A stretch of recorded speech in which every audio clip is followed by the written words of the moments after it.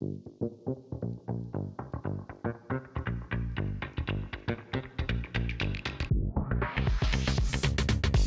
back to the Commerce Collective, a podcast brought to you by Flywheel. You're listening to This Month Above the Fold, a monthly series on the Commerce Collective feed where Patrick Miller, co-founder of Flywheel, covers the most important e-commerce topics each month, and this is your October 2024 episode. I'm Emma Irwin, a brand marketing manager here at Flywheel and host of this podcast. This month, we are covering what feels like a pricing race to the absolute bottom between Amazon, Temu, and Shein. So let's just get into it. Patrick, how are you? How have you been? It's been a while. I know. Great. We got another dog on impulse, and she was a show dog reject that has a hernia and needs to be spayed, but is lovely and is at my feet right now. And so we're going to the vet this afternoon and start doing that. But yes, so Lucy Sunflower, my son named her middle name. I love that. How's George doing? How's the other dog, George, doing? George is actually like kind of cool with it. And we all went to the office on Friday and they were both really well behaved. And so far so good. Amazing. I don't think anything could ever top the other dog's name of Cabbage, but like Lucy Sunflower was meant to be. I know, but like Cabbage. Cabbage was the dog we lost out on. Yeah. I mean, I don't understand. Like it was like on Pet Finder, thought we were going to adopt her and then.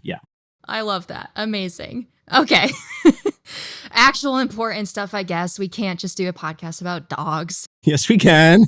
I mean, it would be on brand for Flywheel, I'm not going to lie, but okay. Today, we are going to cover a bunch of related coverage from the information on the ultra low price market. We're going to talk about Shein struggling to IPO, Temu being in the same boat, but holding on to being the least expensive place for merchants to sell. And of course, Amazon also selling rock bottom pricing for its own version of a Temu-like marketplace with crazy low pricing everywhere.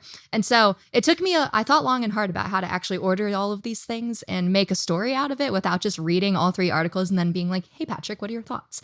But let's start off with talking about Shein's struggles and how Temu has kind of risen above there. And like amongst many other factors, Shein's first half growth decelerated this year due to rising competition from Temu, being mostly an apparel retailer and making a mistake of trying to be more than an apparel retailer.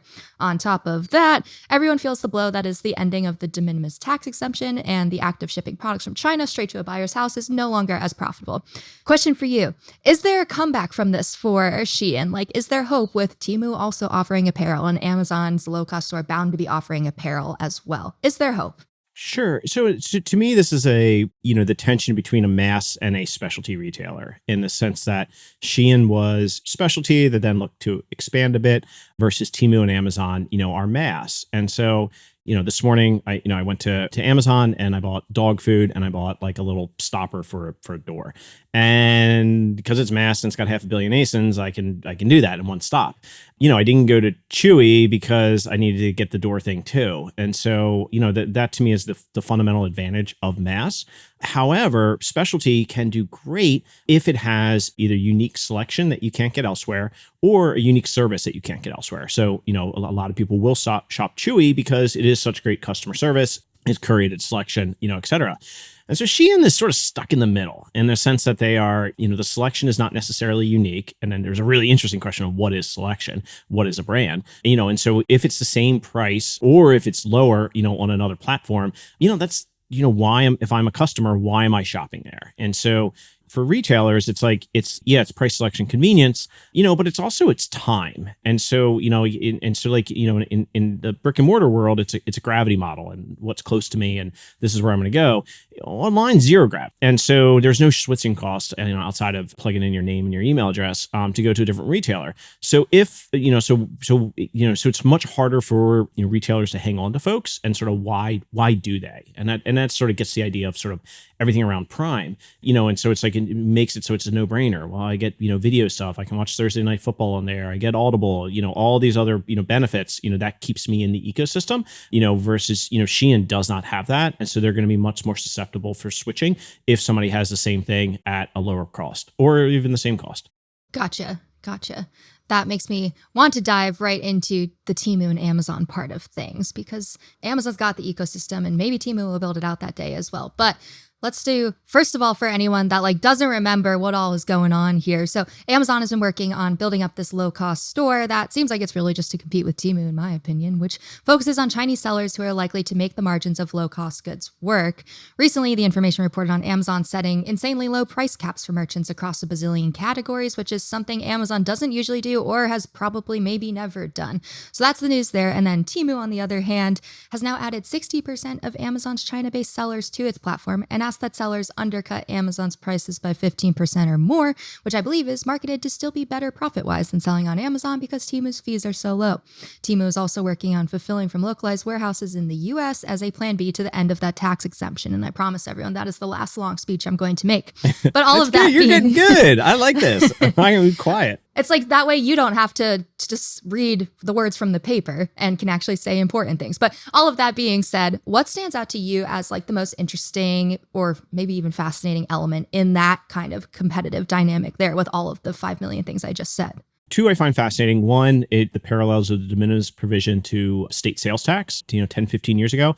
And so, while Amazon was growing, at sort of some of its most rapid pace, they had the advantage that customers were not paying sales tax in many states. And so let's say your average sales tax is 5-6% at the time. The de minimis provision basically is saving folks, 20, 22 points, somewhere around there. So it's an exponential advantage, that direct from, China has. And so when I think through sort of like, what is Amazon doing and why are they doing this? My guess is it partially is, yes, I'm going to compete with Temu, but it's also drawing attention to the de minimis provision, and helping, regulators think through, was this what was intended? And no, it wasn't. And if not, what are those sort of second order consequences? And, should there be sort of a regulatory, or legislative solve to, figure out, how do you approach this? And so I think a lot of this will depend upon what happens within the election in 2 weeks. So that's certainly, I think the de minimis provision is likely going to be edited or changed, but, that how it is changed, a lot will, revolve around,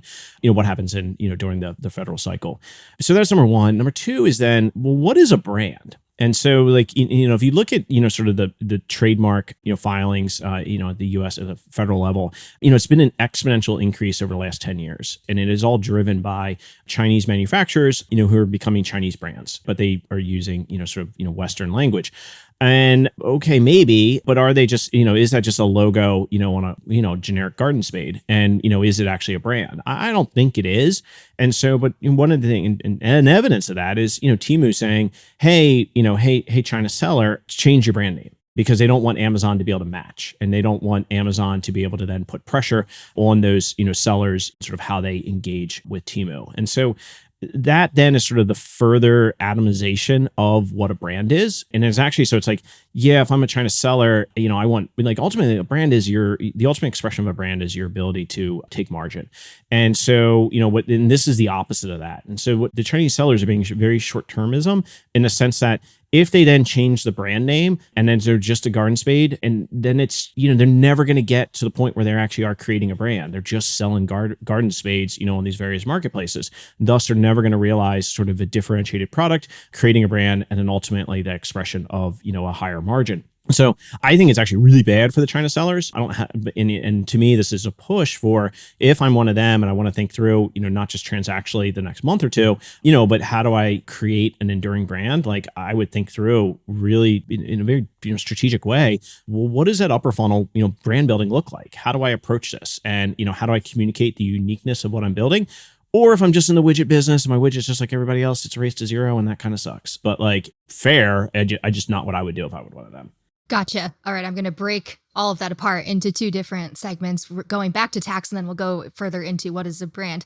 On the tax front of things, something that I thought was really interesting reading all of this coverage is that, like, Temu is, because of the tax exemption and it getting changed or eliminated, whatever actually happens, they have shifted strategy to kind of fulfilling from localized US warehouses. Whereas in the reporting on Amazon, it was like, oh, Amazon is still going to ship direct from China to a consumer's door. And furthermore, like, on your point, is that like a strategic way of Amazon just continuing to play by the rules of like how it should be done? And they're like letting Temu experiment with the whole localized US fulfillment. Like, can you break down what's going on there a little bit more? Yeah, they're shadow boxing, and so Temu is saying, "Hey, de minimis provision, may end. So what I'm going to do right now is like they're just trying to get as many monthly active users as possible, and getting people to sort of build the habit of shopping the site. Then with an eye on, hey, if de minimis provision goes away, they then say, all right, well then that competitive advantage is now gone. I want to make sure I have a US, network built out so I can then compete with Amazon and give, sort of additional selection to customers, even without the advantage of the de minimis provision. Amazon's doing the opposite. They're saying, okay, right now I'm at a competitive disadvantage because I've built out this network that allows for us to deliver, same day, or next day across most of, the US. Well, some customers aren't, too concerned about that. And they would gladly trade a lower price, for waiting a week, for the widget. And so they're then saying, hey, we're going to do, control A, control C, control V on sort of Temu's, approach, for, getting goods direct in, from China.